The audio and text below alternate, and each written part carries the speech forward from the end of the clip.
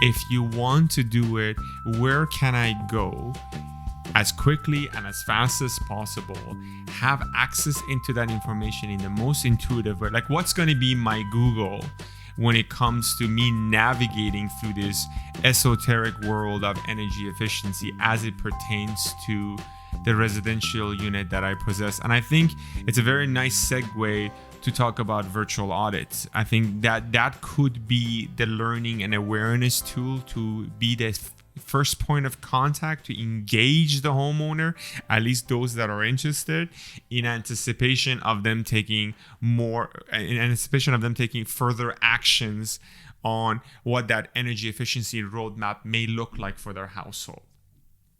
And I think that's what we're going to see. But again, I don't know where we are with it. I mean, the virtual audit, it's another open-ended topic right now, but I can totally see that playing a much more aggressive role. And I'm not entirely sure whether it will more complement or more cannibalize the whole on-site virtual audit assessment. I like to think. So here are the facts. Almost every utility across this great nations of ours, including NRCan, is considering, open to, or doing some sort of an initiative pertaining to virtual audit. There is some contract engagements of some sort, very small relative to what the Energy rating system. So they are looking into it, and I think the value proposition is quite clear. Like, it's not as expensive. You can have a greater scale in terms of like people that getting to it, and it's something to consider, especially when it comes to rural areas where it's just rural and remote areas, northern areas, and just kind of get the ball rolling. I'm not entirely sure. I mean, I guess and then when we see things like that from an SO perspective, there's that paranoid element of, oh my God, we're going to get replaced by AI. I don't think that's the case. I think what we're going to be seeing is that it's going to be used as a tool to kind of kickstart the engagement, and there's where the data is going to be gathered in the most efficient way possible. But when it comes to assistance with decision maker and the final conclusions around what needs to get implemented, that human element needs to be there. So yeah, I wonder what's your opinion on virtual audit? How do you see it? What's your opinion on virtual audit today, and how do you see it unfolding in the next 5 years? Oh, easy question. But I just realized that we're doomed. I just realized that there's a funny parallel between the idea of a virtual audit and the time that we live in with COVID. So if you like, the virtual audit is big time. is the Microsoft Teams meeting. And the home energy assessment in person is the way we all used to meet. Back before March 2020. So I just noticed that. Funny story. I was shaking on my boots because virtual audit was at an all-time high when we were in shutdown. I bet. And so from an SO, so we went into, I think the first shutdown was about 4 months. So we're not making any money. Everybody's sitting at home, and all of a sudden we see these RFIs and RFP going out for virtual audits. So in addition not to having any revenue, now we're just kind of like shaking in our boots. Like, great, we're not making any money, and then we're just going to get eradicated by these bunch of robots. Luckily, that came to an end as soon as things opened up.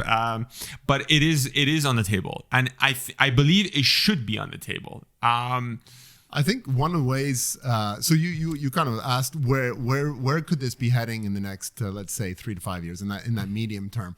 I think one of the ways that we can, so you talked about the cannibalization. Mm-hmm. If we think outside of the box, we know that that anything virtual especially serves, and we can take that from our courses, by the way. One of the great things that we've had happen over since basically March 2020, we've delivered over 280 virtual courses. Obviously, all of our courses have now, so we've gone from doing everything in person to doing everything virtual for the moment because of the pandemic.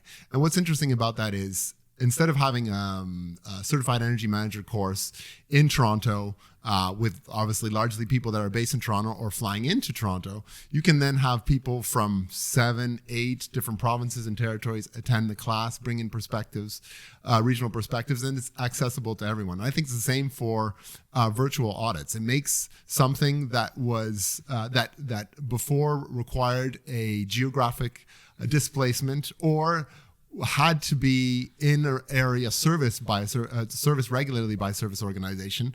And you would, and if they're not serving that area regularly, you would have to wait for that to happen. It makes it accessible, more or less on demand. I think that that's obviously the power of the virtual audit. So we talked about northern communities, we talked about rural communities. I think that's the big strength of the virtual audit, to serve those underserved communities. Mm-hmm. But we could probably have a scenario in which we divide the different municipalities into various groups, and so some would continue with in-person home assessments, and others would be virtual home assessments. And we could, I mean, Hamed, have you ever seen you've seen that map of Canada whereby those satellite images of Canada, and you realize that, you know, out of the population of 38 million, 37.8 million of us live basically around the Canada-US border. Right. So all of those communities, obviously, I think there's still room for audits to happen that will be in person. And I really do believe in that in-person connection with people. Right. But there are all those situations in rural and northern communities where I think we should absolutely be leveraging the virtual audit. And and that's it. And I think one thing that virtual audit needs, and it still hasn't happened, is it needs a significant amount of capital to go where it needs to go. It almost needs like a Google-like company to get behind it and really step it up as it pertains to data mining, climate data consolidations, and really going through that content. And I don't think when that would happen. I mean, there's a lot of microfinancings, company coming together, raising $1 or $2 million and kickstarting a project, but I don't think it's nearly enough to the amount of spending that needs to be required in order for a virtual audit to have some teeth.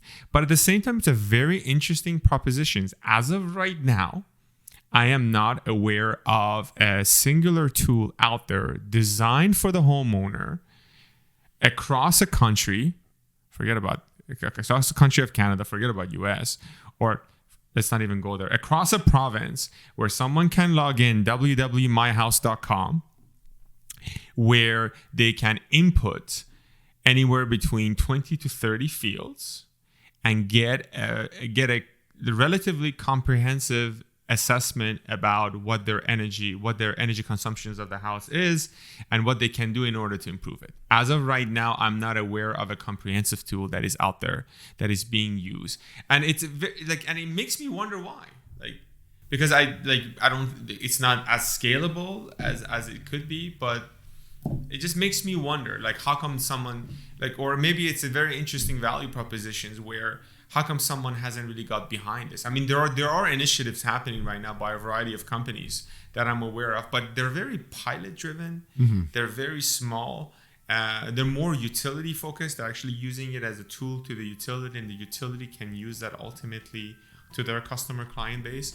But maybe it does tie into this whole awareness and educations and perspective of how do you market it? How do you gamify it?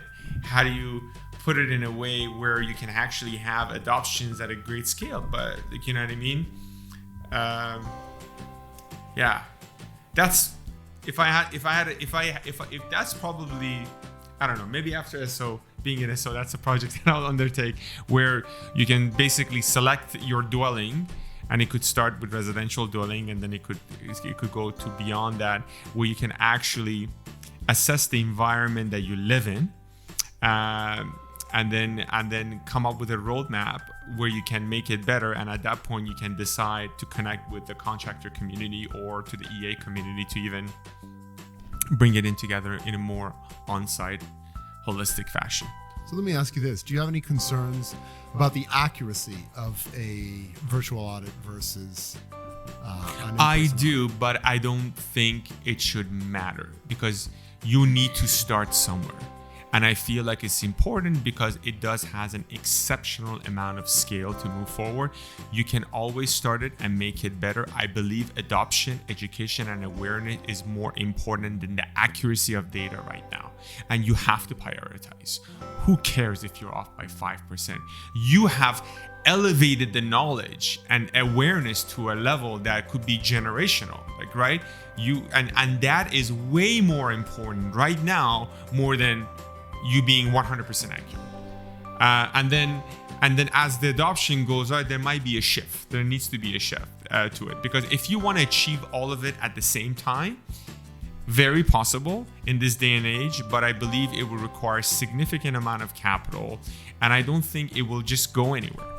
Like, I don't know how many pitches are out there to VC companies around, like, seed financings around, let me build a virtual audit tool app designed for homeowners across Canada where you get, I don't know how many VCs will actually pay for that, or where they're willing to put their money into it. I trust that it's not that many, like,